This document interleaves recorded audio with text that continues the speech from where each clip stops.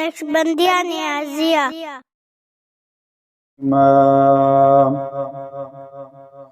ومن تاب وعمل صالحا فإنه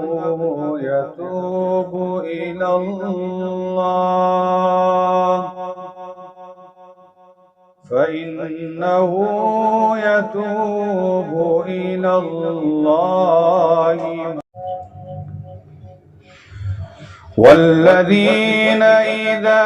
ذكروا بآيات ربهم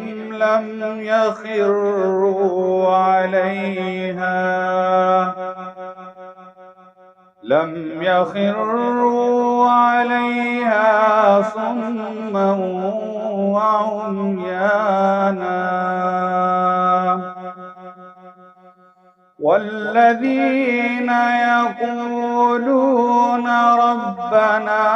هب لنا من أزواجنا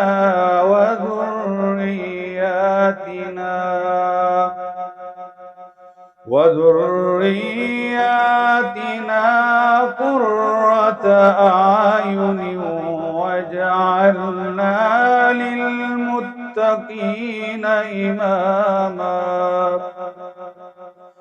أولئك يجزون الغرفة بما صبروا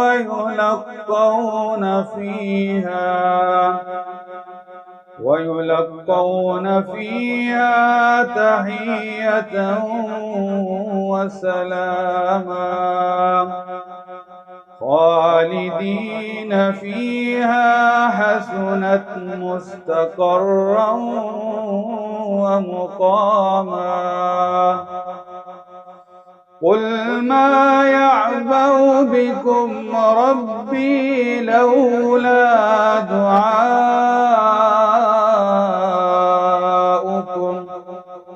فقد كذبتم فسوف يكون لزاما